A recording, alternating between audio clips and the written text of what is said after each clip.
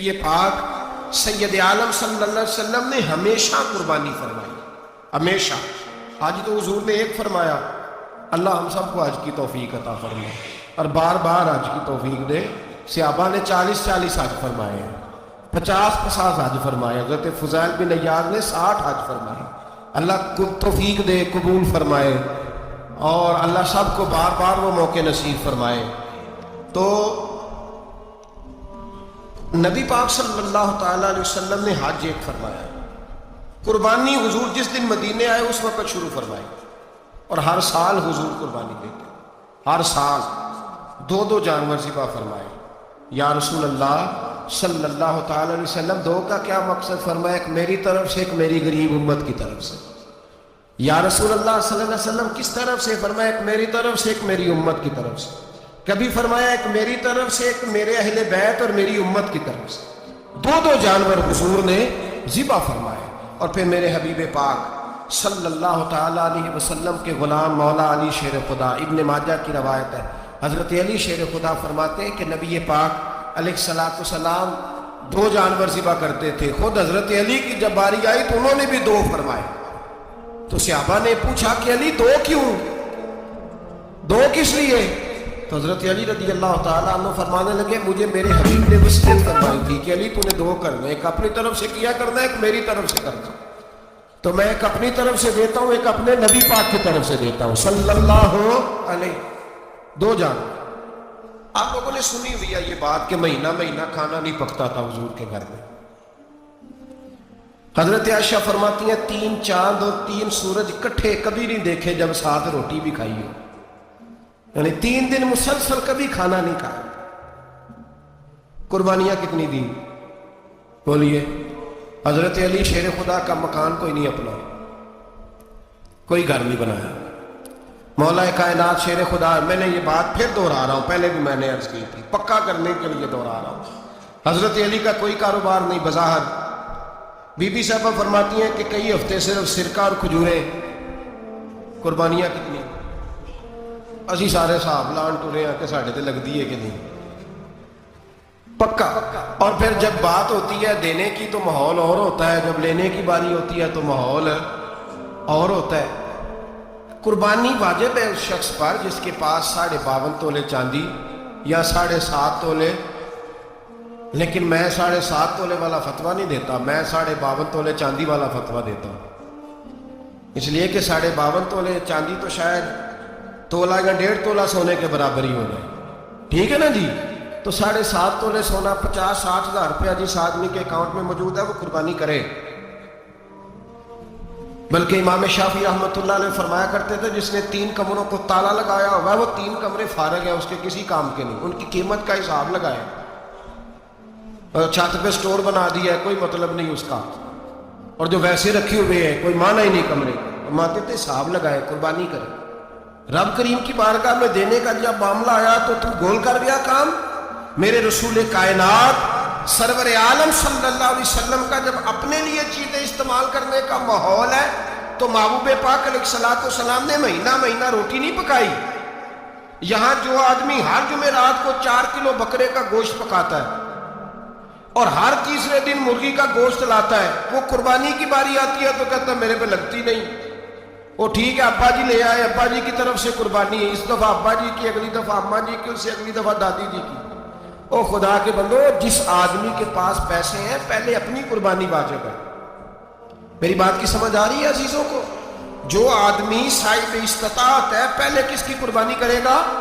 وہ کمائی کرتا ہے، اس کے اپنے اکاؤنٹ میں تنخواہ آتی ہے، ابا جی کے اکاؤنٹ میں نہیں آتی۔ اس نے اپنا بینک بیلنس چوری بھی رکھا ہوا ابا جی سے۔ پہلے اپنی قربانی کرے، اگر اس کو شوق ہے، دل کرتا ہے تو ایک اور خریدے، پھر ابا جی کی طرف سے کرے۔ اگر اللہ نے توفیق دیا تو ایک اور خریدے، اماں جی کی طرف سے کرے، اور اگر اس کے دل کو اللہ ٹھنڈک عطا کرے، سکون کرے، تو پھر اپنے رسول کی طرف سے بھی قربانی دے، پھر اپنے محبوب کی جانب سے بھی قربانی کرے۔ نبی پاک صلی اللہ تعالیٰ علیہ وسلم نے ہر سال 2 قربانیاں دی، 10 سال، کل کتنی ہوگی 10 سالوں میں؟ بولیے۔ اور جب حضور حج کرنے گئے نبی پاک نے 63 اونٹ ذبح فرمائے، ایک اونٹ میں کتنی قربانیاں ہوتی ہیں؟ 63 اونٹ حضور نے ذبح فرمائے. اور حدیث بڑی مزیدار ہے. حضرت ابو ہریرہ رضی اللہ تعالیٰ عنہ فرماتے ہیں کہ جب اونٹ ذبح کرنے کی باری آئی تو ہم سوچ رہے تھے، پریشان تھے کہ یہ تو بڑا مشکل ہے ذبح کرنا، بڑا مشکل ہے، اس کو تو نہر کرنا پڑتا ہے، گرانا پڑتا ہے، باندھنا پڑتا ہے. سب سے مشکل کام اونٹ ذبح کرنا ہے. تو نبی پاک صلی اللہ علیہ وسلم کی تو عادت کریمہ ہے، اپنے ہاتھ سے ذبح کرتے ہیں حضور. وہ ہمارا اللہ خیر کرے، اب اللہ ہی حافظ ہے. ذبح کرنا تو دور کی بات ہے. ہمارا جو بی اے پاس لڑکا ہے نا، اس کو ڈر آتا ہے جانور کے پاس کھڑے ہوتے ہوئے. کہتے ہیں بچوں کو اندر لے جاؤ، 10 سال کا 12 سال کا کو اندر لے جاؤ، ذبح کرنا روئے گا. اور بس کرو یار، یہ کس قوم سے تمہارا تعلق پڑ گیا ہے؟ ہمارے تو 12 اور 14 سال کے معوذ اور معاذ ابو جہل کی گردن کاٹ کے رکھ دیا کرتے تھے. اور تو بچہ بکرا ذبح کرنے سے ڈرا رہا ہے. اس کو کھڑا کر لا کے. قربانی تو جہاد کی ٹریننگ ہے. وہ کھڑا کر، اس کو کہا بیٹا یہاں کھڑا ہو، اللہ کے رستے میں بکرے کی گردن کاٹنی ہے. اگر کوئی شخص خدا رسول کے دین کی مخالفت کرے، کفر کا جھنڈا اٹھائے، تو اس کی گردن بھی کاٹنی ہے. یہ ٹریننگ ہے بچوں کے لیے. یہاں عجیب ماحول ہے، ڈر لگ رہا ہے، پیچھے ہٹ جاؤ. اور جس صاحب کی قربانی ہے وہ بھی کوئی 1.5 کلومیٹر کے فاصلے پہ کھڑے ہیں، دور کھڑے ہو کے دیکھ رہے ہیں. نفیس ہی بڑے ہیں جناب، لطیف ہی بڑے ہیں. کپڑوں کو کوئی قطرہ خون کا لگ گیا تو بڑی مصیبت بن جائے گی. اور امیر آدمی، اس کا تو گھر کسائی نے خود فون کیا ہے کہ صاحب سب سے پہلے میں آپ کے گھر آؤں گا. اس کو پتہ ہے کہ منہ مانگی قیمت ملے گی. مہربانی فرمائے، قربانی میرے رسول پاک صلی اللہ علیہ وسلم سے زیادہ نفاست والی طبیعت کسی کی نہیں. صحابہ کہتے ہیں اتنا حسین محبوب کا انداز تھا کہ کبھی کپڑوں پہ مکھی بھی نہیں بیٹھی تھی. اور حضور سے ہم سلام لیتے تھے، دست مبارک چومتے تھے تو ہمارے ہاتھوں سے کستوری کی خوشبو آنے لگتی. اور فرماتے ہیں نبی پاک کا ہاتھ یوں ہوتا تھا کہ برف بھی اتنی ٹھنڈی نہیں جتنا پیارا حضور کا ہاتھ ٹھنڈا ہوتا تھا. پھر بھی حضور دست مبارک میں خنجر پکڑتے، جانور کو لٹاتے اور اپنی طامت کو سمیٹتے، اور اللہ کے حبیب گھٹنا رکھتے اس کی گردن پر، اور بسم اللہ اللہ اکبر کہہ کے ذبح فرماتے. حضور خود دست مبارک سے. تو اتنا زیادہ نازک مزاج ہو گیا ہے کہ اب یہ والی سنت ادا کرنا مشکل ہو گیا تیرے لیے. 63 اونٹ ہیں. اور صحابہ کرام علیہم رضوان فرماتے ہیں کہ حال یہ ہے، ہم سوچ رہے ہیں کیسے ذبح کریں گے، کیا کریں گے، کیسے گرائیں گے. اور نبی پاک صلی اللہ علیہ وسلم کہتے ہیں ہم ابھی سوچ میں ہی تھے کہ حضور نے چھری پکڑی. خنجر جب حضور نے اٹھایا تو فرماتے ہیں اونٹ دوڑتا ہوا آیا اور نبی پاک کے سامنے آ کے لیٹ گیا. فرماتے ہیں اللہ کے رسول نے بسم اللہ اللہ اکبر کہہ کے ذبح کیا. اس نے ٹانگ بھی کوئی نہیں ہلائی، پیر بھی کوئی نہیں ہلایا. وہ کسی شاعر نے بڑی عجیب بات کہی تھی. اس نے کہا پھنسی جو دام میں بلبل تو لگی یوں کہنے، کرے گا قتل کیا تو نے جب اسیر مجھے، کباب شمع کے شعلے پہ کیجیو صیاد، شکل گل نظر آئے دم اخیر مجھے. وہ کہتے ہیں بلبل کو شکاری، صیاد شکاری نے پکڑ لیا بلبل کو. تو صیاد سے بلبل کہنے لگی تو نے پکڑا ہے تو قتل تو کرے گا ہی نا، کھائے گا تو صحیح، ایک میری منت ہے. شکاری کہنے لگا وہ کیا؟ تو بلبل کہنے لگی جب تو مجھے ذبح کرے نا اور پکائے تو مجھے پھول سے بڑی محبت ہے. اس طرح کرنا، کوئلے اتنے زیادہ دہکانا، اس قدر زیادہ آگ جلانا کہ ان کی شکل گلاب کے پھول کی طرح سرخ ہو جائے. تو جب تو مجھے ان پر جلائے گا تو مجھے تکلیف نہیں ہوگی، اس لیے کہ محبوب کا چہرہ بھی سامنے آ جائے گا، مجھے تکلیف نہیں ہوگی. پھنسی جو دام میں بلبل تو لگی یوں کہنے، کرے گا قتل کیا تو نے جب اسیر مجھے، کباب شمع کے شعلے پہ کیجیو صیاد، او شکل گل نظر آئے دم اخیر مجھے. اعلیٰ حضرت بریلوی علیہ رحمہ فرمایا کرتے تھے، فرماتے تھے بڑی تکلیف ہوگی جب جان نکلے گی. روایتوں میں آتا ہے جس طرح باریک دوپٹہ جھاڑیوں پہ ڈالا جائے، کھینچا جائے تو پھٹ جاتا ہے، یوں تکلیف ہوگی. پر فرمانے لگے رسول اللہ کے غلام کو کوئی تکلیف نہیں ہوگی. حضور کیوں؟ فرمایا اس لیے کہ جب جان نکلنے لگے گی تو سامنے جلوہ بدوحال آ جائے گا. حضور کے جلوے ہوتے رہیں گے تو پتہ ہی نہیں چلے گا جان کیسے نکل گئی. پھنسی جو دام میں بلبل. تو صحابہ فرماتے ہیں کہ اونٹ دوڑتا ہوا آیا، حضور کے سامنے آ کے لیٹا، نبی پاک نے ذبح فرمایا اور فرماتے حد ہو گئی. حضور نے توجہ فرمائی تو دوسرا دوڑتا ہوا آ گیا. تیسرا آ گیا. حضرت ابو ہریرہ فرمایا کرتے اونٹ ایک دوسرے کو دھکے دیتے تھے, پیچھے ہٹ جا, پہلے میں نے جانا ہے, پہلے میں نے جانا ہے. 63 اونٹ وادی منا میں حج کے موقع پر میرے رسول پاک نے دست مبارک سے ذبح فرمائے. ہر قربانی حضور نے اپنے ہاتھوں سے فرمائی. قربانی واجبات دین میں سے, ضروریات دین میں سے, اور کوئی اتنا لمبا چوڑا مسئلہ نہیں. بہت ساری چیزوں کو خود بخود مشکل کر لیتے ہیں. ٹی وی پہ خبر آتی ہے فیصل آباد کے 2 بیل ہیں, بھولو اور ڈولو, پتہ نہیں کتنے من ان کا وزن ہے. ان سے پوچھا جا رہا ہے کہ بھولو ڈولو کھاتے کیا ہیں؟ تو کہتے ہیں بادام کھاتے ہیں, مکھن کھاتے ہیں. یہ جناب پتہ نہیں ان کو دودھ کتنے کلو روز پیتے ہیں, اور بھولو ڈولو بیچارے سے خود نہیں چلا جا رہا. لگ ایسے رہ جیسے وہ خود کہہ رہے ہیں مہربانی کرو ہمیں ذبح کر دو. اب تو اٹھا بیٹھا بھی نہیں جا رہا. او خدا کے بندو, دین کی اصل حقیقت کو سمجھو. یہ تو حضور نے فرمایا خوبصورت جانور لاؤ, یہ کس حدیث میں آیا ہے کہ اسے بادام کھلاؤ؟ آج لوگ انسانوں کو روٹی نہیں مل رہی اور جانوروں کو بادام کھلا رہے ہیں. اس کے حصے میں جو اللہ نے شے رکھی ہے نا وہ چارہ ہے. اس کو چارہ کھلاؤ اور اچھے طریقے سے پیٹ بھر کے کھلاؤ. جانور کو پیٹ بھر کے چارہ کھلایا جائے تو جتنی اس کی طبیعت ہوتی ہے اس حساب سے وہ صحت مند ہو جاتا ہے. باقی یہ تو آپ کسی شخص کو اتنا کھلا دیں کہ اس کا پیٹ اتنا بڑا ہو جائے, پھول جائے, تو وہ بیچارہ تکلیف میں آئے گا کہ نہیں آئے گا؟ یہ کس قسم کا ماحول ہے؟ ایک بکرا بکا ہے لاہور میں, اور سیٹھوں نے شرطیں لگائی ہوئی ہیں, میں 5 لاکھ کا لایا ہوں تو میں 9 لاکھ کا. یہ کیا چکر ہے؟ مجھے اتنا کھلایا جی اس کو فلاں چیز. یہ کس نے کہا ہے کھلانے؟ بادام کھانا کس حدیث میں آیا؟ کس صحابی نے اپنے بکرے کو بادام کھلایا؟ کس نے مکھن کھلایا؟ کس نے پیڑے کھلائے؟ بس کرو. عجیب تماشا لگ گیا. اور یہاں تو اتنی بری حالت ہو گئی ہے کہ عورتیں ناچنے لگی ہیں قربانی کے جانوروں کے آگے, بیبیاں بیچنے لگی ہیں. اللہ کے غضب کو آواز نہ دو. یہ قربانی ہے کہ ہر چیز کا, مذہب کی ہر شے کا مذاق بنا دیا. جس دین نے عورت کی اپنی قربانی بھی ہو تو اس کو ذبح کرنے کی اجازت نہیں دی, مرد ذبح کرے گا.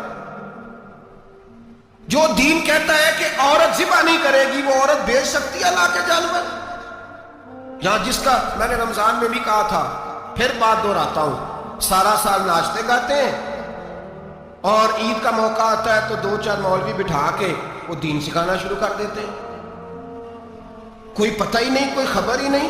جس بوتل میں کل تک شراب بک رہی تھی اسی میں دودھ پلاؤ گے. جس برتن میں کل تک پیشاب تھا اس میں آج لوگوں کو شہد پلاؤ گے. بس کرو, یہ مذاق نہیں, یہ رسول اللہ کا دین ہے. نبی پاک سید عالم صلی اللہ تعالی علیہ وآلہ وسلم نے کوئی ذمہ عورت کے کوئی چیز نہیں لگائی ایسی جس میں اسے مردوں کے ساتھ شامل ہونا پڑے. اور عورت سمجھ ہی نہیں رہی کہ یہ اس کی تذلیل ہے, عزت نہیں. صابن بک رہا ہے تو ساتھ بی بی کھڑی ہے, شیمپو بک رہا ہے تو عورت اس کی جو ہے وہ ایڈ دے رہی ہے. یہ عزت ہے عورت کی؟ رسوا کر دیا تم نے ہر شے میں عورت. اب قربانی کا جانور بھی بی بی بیچے گی. غیرت کہاں گئی اس قوم کی؟ میرے رسول پاک سرور دو عالم صلی اللہ تعالی علیہ وسلم کو کسی نے آ کے کہا فلاں قبیلے کے لوگوں نے عورت کو سربراہ بنایا ہے, عورت کو آگے لگا لیا ہے. فرمایا تباہ ہو گئے وہ لوگ, انہوں نے عورتوں کو اپنے آگے پیشوا بنا لیا. جس رب نے عورت کو نبوت نہیں دی, امامت کرنے کا حق نہیں دیا, کس چکر میں لوگ پڑ گئے. 5 لاکھ کا جانور کس لیے لائے ہو؟ 5 لاکھ کا تفاخر کے لیے, دکھانے کے لیے. تو اگر 50,000 کا 60,000 کا بھی جانور لاتا تو اچھا آ جاتا. اور 50,000 کا جانور لائے تو 5 لاکھ میں کتنے آتے ہیں بولے؟ تو 10 جانور ذبح ہوں گے تو کتنے غریبوں تک گوشت جائے گا, کتنے گھروں کا بھلا ہوگا. ہر چیز کا چکر الٹا کر دیا گیا ہے. اور یہ صرف حج کے لیے ہوتی تو میرے رسول پاک ہر سال قربانی نہ کرتے, اور میرے نبی پاک قربانی دینے کا حکم. ایک اور بات بڑی لوگ پوچھنے لگے, کہتے جی گائے کی ہوتی ہے, بھینس کی بھی ہوتی ہے کہ نہیں؟ چلو جی اب نئی بات نکل رہی ہے. حدیث پاک میں لفظ آیا اونٹ کا, نبی پاک نے فرمایا بکرا 1 سال کا, گائے 2 سال کی, اونٹ 5 سال کا. حدیث میں لفظ آ گیا اونٹ کا. آپ کو بندہ کہے پہلے بتائیں نر کا کہ مادہ کا, تو میں کدھر سے آپ کو حدیث نکال کے دوں جس میں نر بھی اور مادہ علیحدہ علیحدہ ہو؟ حدیث پاک میں ذکر آ گیا دمبے کا، مینڈے کا. اب باقی جو سارے جاگ رہے ہیں نا، آپ غور فرمائیں، باقی ایک بکرا ہے، ایک چترا ہے، ایک دمبا ہے، ایک دیسی بکرا ہے، ایک پہاڑی بکرا ہے، تو علیحدہ لفظ کہاں سے نکال کے دیے گئے؟ یہ ساری انواع ہیں، اقسام ہیں، نوع ہے. اسی طرح بھینس بھی گائے کی ایک قسم ہے. امام اعظم ابو حنیفہ فرماتے ہیں النوع منہ، یہ اس کی ایک قسم ہے، نوع میں سے ہے، گائے کی نوع میں سے. آپ عام لفظ بولتے ہیں تو کہتے ہیں بکرا چترا گائے بھینس، عام لفظ ہے نا. تو جب گائے کہہ دیا تو ہم کو بندہ کہے گائے آیا ہے تو پہلے بتائیں گائے تو ہے تو اس میں بیل شامل ہے کہ نہیں؟ تو گائے کی جتنی قسمیں ہیں نا، ہمارے محدثین بھینس کو گائے میں شامل کرتے ہیں. بھینس گائے کی ایک قسم ہے. تو نبی پاک صلی اللہ علیہ وسلم نے جب گائے کا لفظ استعمال کیا تو بھینس اس کے اندر آ گئی. تو اگر گائے کی قربانی جائز ہے تو بھینس کی قربانی بھی جائز ہے. اگر بیل کی قربانی جائز ہے تو کٹے کی قربانی بھی 100% جائز ہے. اس کے اندر 7 حصے ڈالے جائیں گے، اسے قربان کیا جائے گا، یہ جائز ہے. اگر آپ صریح لفظ نکال کے دکھانے کو کہیں گے تو پھر تو بڑی چیزوں میں لوگ الجھ جائیں گے. پھر کیسے نکالا جائے گا خسی کی جائز ہے کہ نہیں، جو خسی نہیں اس کی جائز ہے کہ نہیں، فلاں کی. تو ان تفصیلات، ہاں بہت ساری چیزوں کی تفصیلات حدیث میں ہیں لیکن ساری چیزوں کی موجود نہیں. اس لیے میرے عزیز یاد رکھیں، بھینس کی قربانی بھی ہوگی، گائے کی بھی ہوگی، بیل کی بھی ہوگی، کٹے کی بھی ہوگی. جن کی نہیں ان کی نہیں. ہم نے کبھی کہا ہرن کی قربانی بھی ہوگی یا مرغی کی قربانی بھی ہوگی. تو حدیث مبارکہ کے اندر جو چیزیں موجود ہیں ان کی جتنی اقسام ہیں ان سب کی قربانی کرنا ہاں جائز ہے. اور میرے نبی پاک صلی اللہ علیہ وسلم نے فرمایا جانور خوبصورت ہو، لنگڑا نہ ہو، کانا نہ ہو، زخمی نہ ہو، خوبصورت جانور لاؤ، اس کو لا کے ذبح کرو. لوگ کہتے ہیں چلو اتنے پیسے اللہ کے راستے میں دے دیں، تو یہ کافی نہیں کافی. مسلم شریف میں، بخاری شریف میں میرے نبی پاک سید عالم صلی اللہ تعالی علیہ وسلم نے فرمایا 10 ذی الحج کو اللہ کی نظر میں ابن آدم کا سب سے پسندیدہ عمل. لیکن نا 10 ذی الحج کو، کل 10 ذی الحج ہے تو بڑے کام ہوں گے، فجر کی نماز بھی ہوگی، تکبیرات تشریق بھی پڑھی جائیں گی. آج فجر سے شروع ہو گئی نا، 9 کی فجر سے لے کر 13 کی عصر تک تکبیرات تشریق پڑھی جائیں گی. اللہ اکبر، اللہ اکبر، لا الہ الا اللہ واللہ اکبر، اللہ اکبر وللہ الحمد، اللہ اکبر، اللہ اکبر، لا الہ الا اللہ واللہ اکبر، اللہ اکبر وللہ الحمد، اللہ اکبر، اللہ اکبر، لا الہ الا اللہ واللہ اکبر، اللہ اکبر وللہ الحمد. کوشش کریں جب بھی پڑھیں 3 بار پڑھیں. تکبیرات تشریق بھی پڑھی جائیں گی، فجر کی نماز بھی کل ہوگی، عید کی نماز بھی ہوگی، لوگ اور بھی کوئی ذکر اذکار کریں گے. لیکن میرے نبی پاک صلی اللہ علیہ وسلم نے فرمایا 10 ذی الحج کو اللہ کو اپنے بندے کا جو کام سب سے زیادہ پسند ہے وہ یہ ہے کہ وہ اللہ کے راستے میں جانور کا خون بہائے. حالانکہ نمازیں بھی ہیں، اذکار بھی ہیں، تکبیرات بھی ہیں، سارا کچھ ہے، پر اللہ کو سب سے زیادہ کیا پسند ہے؟ جانور کو قربان کرنا. یہ اللہ کو بڑے خوبصورت لفظ نبی پاک علیہ السلام نے فرمایا قربانی کا جانور قیامت کے دن اپنے سینگوں اور کھروں سمیت آئے گا، اور جس نے قربانی کی ہوگی اس کی بخشش کروا کے اسے جنت میں لے کر جائے گا. تو فرمایا ابن آدم کا سب سے پسندیدہ عمل یہ، سب سے پسندیدہ کہ وہ 10 ذی الحج کو قربانی کریں، کوشش کریں خود ذبح کریں اپنا جانور. یہ حضور کی سنت ہے. یہ نہ ہو سکے تو نبی پاک صلی اللہ علیہ وسلم نے اپنے ہاتھوں سے ذبح کرنے لگے حضرت فاطمہ کا جانور. تو فرمایا فاطمہ ادھر آ کے اس کے پاس کھڑی ہو جاؤ، میں تمہارا جانور ذبح کرنے لگا. اپنے جانور کے پاس کھڑے ہو. میرے جو بھائی ذبح کرنے کا کام کرتے ہیں نا، قصاب ہم کہتے ہیں، سارے قصاب نہیں ہوتے، بہت سارے لوگ یہ سعادت حاصل کرتے ہیں اور بڑے نیکی کا کام کرتے ہیں، اللہ انہیں بڑی بہترین جزا عطا فرمائے گا، بڑا خیر کا کام کرتے ہیں. لیکن چونکہ رش ہوتا ہے ایسے لوگوں کے پاس، تھوڑی جلدی بھی ہوتی ہے، پہلے تو کوشش کریں تکبیر خود ڈالیں، یہ نہیں ہو سکتا تو قریب کھڑے. ہمارے ہاں ایک رواج یہ بھی ہے کہ 2 بندے ہاتھ رکھتے ہیں، ذبح وہ کر رہا ہوتا ہے تو جس کی قربانی ہوتی ہے اس کو کہتے ہیں تو بھی ساتھ ہاتھ رکھ. ہوتا ہے نا جی بہت ساری جگہوں.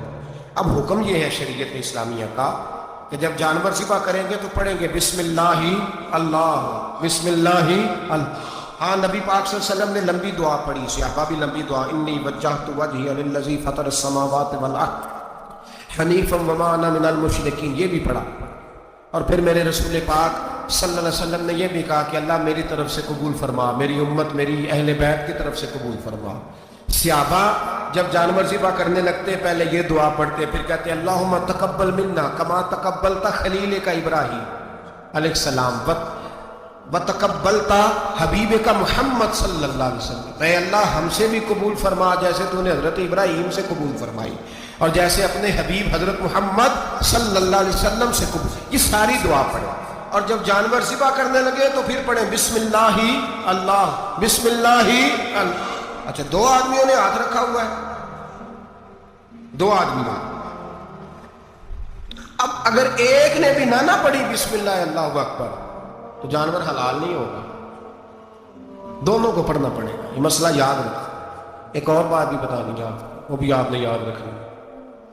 قربانی کے بڑے جانور میں کتنے حصے ہوتے ہیں؟ 7۔ اب 7 حصوں میں 7 کی نیت قربانی کی ہونی چاہیے، 7 کی۔ 6 حصے ڈال گئے، جو چلے تھوڑے سے زیادہ امیر لوگ نہیں تھے، نارمل تھے، انہوں نے 6 حصے ڈال لیے۔ 7واں امیر آدمی تھا، اس کو جا کے کہا یار ایک حصہ نہیں مل رہا تو چل تو نے تو 2-3 بکرے لیے ہوئے ہیں، تو بھی شامل ہوگا۔ اس نے پہلے تو کہا نہیں یار میں نے اب لے لیا، پھر جب اصرار کیا تو کہا چلو ٹھیک ہے بڑے گوشت کا قیمہ کرا لیں گے۔ تو اس طرح کرو، ڈال لو میرا بھی حصہ۔ اب 6 کی نیت قربانی کی، 7ویں کی گوشت کی، کسی کی بھی قربانی نہیں ہوگی، گئے سارے۔ اب اس کے لیے شرط کیا ہے کہ اس کو بھی آپ، اصل میں ہمیں مسائل نہیں آتے، نہ ہم سیکھتے ہیں نہ پتہ کرتے ہیں، پھر خرابی ہوتی ہے۔ اب اس سے کہیں کہ یار قربانی سے پہلے پہلے اپنی نیت کا اعادہ کر، اپنی نیت کا اعادہ کر، بتا کہ تیری نیت کیا ہے، اور اگر غلط ہے تو صحیح کر لے، تاکہ سب کی قربانی تو بتا۔ یہ جو تو رکھ رہا ہے قربانی، تو کس کی قربانی کر رہا ہے؟ دادا جی کے نام کی، ابا جی کے نام کی، اپنے پیر کے نام کی، استاد کے نام کی، یا رسول پاک صلی اللہ علیہ وسلم کے نام، نبی پاک کے نام کی؟ اس سے پوچھیں، اور جو وہ نیت بتائے اس نیت کی دعا ہوگی، اس کی طرف سے کہا جائے گا اے اللہ اس کی طرف سے اسے قبول۔ میری بات کی سمجھ آ رہی ہے میرے عزیزوں کو؟ اور اس ارادے کے ساتھ قربانی، اگر ایک کی بھی نیت خراب ہو گئی تو مسئلہ بگڑ گیا۔ اس لیے ان مسائل کو، اور نبی پاک کے نام کی جو قربانی ہوگی، سبحان اللہ۔ میں کرامات کا زیادہ قائل نہیں، ہم کرامات کے نہیں کیفیات کے قائل ہیں، کیفیات کی۔ اور دین ویسے بھی لفظوں کا نام نہیں، کیفیت کا نام ہے۔ میرے حصہ فرمایا کرتے تھے ہم کرامت سے زیادہ کیفیت کے قائل ہیں۔ اگر مرید ساری زندگی کرامتیں سناتا رہے اور کبھی اسے مدینے جانے کا شوق ہی پیدا نہ ہو، کبھی نبی پاک کے نام پہ آنسو نہ آئے، تو پھر کرامت کا فائدہ نہیں، کیفیت تو ملی نہیں اسے۔ ہم کیفیت، اسی طرح ہم نظرانے کے نہیں نظر آنے کے قائل ہیں۔ تو بھائی یہ یاد رکھ لیں، کیفیت کا نام دین ہے، نبی پاک کے نام کی قربانی۔ میں قائل تو نہیں کرامت کا، لیکن ایک بات میں نے اپنے ایک استادوں سے، ایک بزرگوں سے سنی ہے، میرا دل کرتا ہے وہ سنا دوں آپ کو۔ اور بزرگوں کا قول ہے اصل رنگ جو میں عرض کر رہا ہوں اسی رنگ میں اس کو رکھیے گا، اور جس حد تک میں بات کر رہا ہوں اسی حد تک رکھیے گا۔ اب ہر آدمی کے پاس موبائل ہوتا ہے، فوراً بات ریکارڈ ہوتی ہے، فوراً میڈیا پہ جاتی ہے، فوراً لوگ کمنٹس کرتے ہیں۔ تو بھائی جس حد تک سناؤں اسی حد تک رکھیے گا۔ میرے ایک بزرگ فرمایا کرتے ہیں کہ نبی پاک کے نام کا جانور ذبح کرو، اور وہ گوشت اس آدمی کو کھلاؤ جس کا حافظہ کمزور ہے، اللہ اسے وسیع حافظہ عطا فرمائے گا۔ اور فرمایا کرتے کہ میرا تجربہ ہے، نبی پاک کے نام کا جانور ذبح کرو، اور جس آدمی سے کوئی گناہ نہیں نہ چھوٹتا، کسی گناہوں میں الجھ گیا ہے، اسے وہ والا گوشت کھلاؤ، اللہ اس کے دل میں نور پیدا فرمائے گا اور گناہ سے نفرت ہو جائے گی اسے، جو نبی پاک کے نام کا جانور ہو۔ تو ہم جو سیکھنے والے لوگ ہوتے ہیں، ہمارا دل کرتا ہے کہ چلو تھوڑا سا اپنی طرف سے بھی پوچھ لیں۔ تو میں نے کہا حضور اگر بیمار کو کھلا دے تو فرمانے لگے کھلا دو، اللہ صحت دینے والا ہے، پر بیمار کے لیے دوائیاں بڑی ایجاد ہو گئی ہے، گناہ گار کی دوائیاں نہیں ملتی۔ بیماروں کی دوائیاں بڑی ہیں، گناہ گاروں کی نہیں ملتی۔ गुनाहगार को खिलाओ, इसलिए कि जो चीज मुस्तफ़ा के नाम से मंसूब हो जाती है रब उसकी बड़ी कदर फरमाता है, अल्लाह उसकी बड़ी कदर करता है। जो चीज नबी पाक के नाम से मंसूब हो जाती है अल्लाह उसकी बड़ी कदर फरमाता है। मेरे नबी पाक अलैहिस्सलाम ने फरमाया, मेरा कलमा पढ़ने वाला मोमिन जब दोजख से गुजरेगा तो दोजख कहेगी जल्दी जल्दी गुजर जा, जल्दी जल्दी, जहन्नम की आग कहेगी जल्दी जल्दी गुजर जा, जल्दी।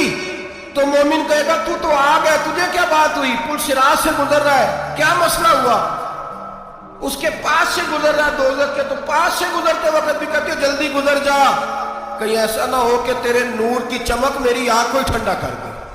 ये शान है उनके गुलामों की, तो सरकार का आलम क्या होगा। तो मेरे रसूल पाक अलैहिस्सलाम से जो शय मंसूब हो जाती है उसकी अल्लाह बड़ी कदर फरमाता है, जब भी तो हमारी कदर है। अल्लाह फरमाता है कुन तुम खैरा उम्मतिन, तुम जिस तरह के भी हो सबसे अफजल, इसलिए कि मेरे मोहम्मद का कलमा जो पढ़ते हो सल्लल्लाहु अलैहि। तो कुर्बानी करें, अच्छी नीयत के साथ करें, खुलूस के साथ। कुर्बानी के गोश्त के 3 हिस्से करते हैं। एक देना है खालस गरीब लोगों को, जी क्या देना उनको, जी गरीबों को क्या देना है, नाल झिड़का नहीं देनी है 250 आ भी गया तुसी अजे तो खल भी नहीं लाई, झिड़का नहीं देनी है, और जो तेरे दरवाजे तक चल के आ गया। और अल्लाह पाक से डरा कर, बस ये सोच के उसने तुझे देने वाला बना गया। भाई ये सोच कि कोई किसी के दरवाजे तक नहीं जाता, ये सोच वो बड़ा बेनियाज है, कुछ का कुछ कर देता, तेरे दरवाजे तक आ गया ना बस ठीक हो गया।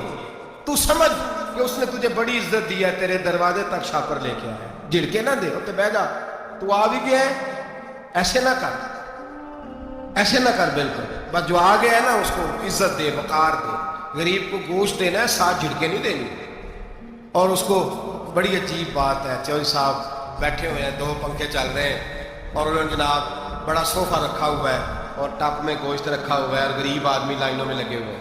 थोड़ी देर के बाद में चाय पीनी चाहिए, बस कर यार बस कर, बेपरवाही वेख सज्जन दी जिथे किसे भी पेश ना जावे, उन्हें ताजा वाले दर दर रोले ते मंगते तख्त बिठावे, डर उसकी बेनियाजी से। देख जो तेरे दरवाजे तक आ गया, बस आ गया, इतना ही काफी है, इतना ही काफी है, और इसी पे इत्तेफाक कर। और कसाई से भी मेरी गुजारिश है कि फटाफट ज़िबा करना है, अगले घर भी जाना है। जानवर में अभी जान होती है तो खलड़ी उतारनी शुरू कर देती है, जुल्म है। जिस महबूब ने फरमाया कि जानवर के सामने जानवर ज़िबा ना करो, जिन्होंने कहा कि जानवर के सामने छुरी तेज ना करो, उन्होंने तुम्हें कैसे इजाजत मिल गई हो? भाई कुछ नहीं होता, अल्लाह खैर करेगा। और आप भी कसाई की मिन्नत करें, लड़ाई नहीं करें, गुजारिश करें कि जरा ठहर जा यार, 2 मिनट ठहर, ठंडा होने दे, से ठंडा होने दे। जिंदा आदमी की खाल उतारे तो कितनी तकलीफ होती है, इतना जुल्म। मैंने देखा उसी वक्त उसने लटका दिया, पैर काटने लग गया, फटाफट ना, ठंडा होने दे। नबी पाक सल्लल्लाहु अलैहि वसल्लम ने मना फरमाया, जानवर ठंडा हो का गोश्त बनाए अच्छे तरीके से, कुछ नहीं होने लगा, कोई मसला नहीं ऐसा। वो जो हमारे यहाँ मशहूर है ना, ईद वाले दिन रोज़ा होता है तो कुर्बानी के गोश्त से खोलना है, रोज़ा कोई नहीं होता। बस इतनी बात है कि अच्छी बात है, मुस्तहब है, अच्छा फेल है कि आप सबसे पहला खाना कुर्बानी का गोश्त ही खाएं। तो शुगर वाले बेचारे की शुगर लो हुई है, गोश्त मिलेगा 5 बजे, वो तो मर जाएगा। तो कोई ज़रूरी नहीं, वो खाना खाए जो घर में मौजूद है, नाश्ता वो करे, कोई ऐसी बात नहीं, गोश्त बन जाए तो वो खा ले, कोई रोज़ा नहीं। ईद वाले दिन कोई रोज़ा नहीं होता, यौम अरफा का रोज़ा है, ईद वाले दिन का कोई रोज़ा नहीं। बहरहाल उस गोश्त के 3 हिस्से करें, एक खालस गरीब आदमी को, दूसरा रिश्तेदारों को, अजीज़ों को, पड़ोसियों को, तीसरा घर में रखें, इस्तेमाल करें, खाएं। सारा गोश्त घर में रखना भी जायज़ है और सारा बांट देना भी। मैंने पिछले जुमे भी कहा था, फिर याद कराता हूं, जो लोग कुर्बानी करते हैं ना, वो वाले लोग हैं जिनके घर में आज भी गोश्त पकेगा। कुर्बानी देने वाले वो लोग हैं जो हफ्ते में हर 3 दिन गोश्त खाते हैं, फल भी खाते हैं। तो आप तो सारा साल खा रहे हैं, हर जुमे वाले दिन 3 किलो बकरे का गोश्त आता है। तो जो कुर्बानी का गोश्त है वो बांट दे, सारा गरीब को दें।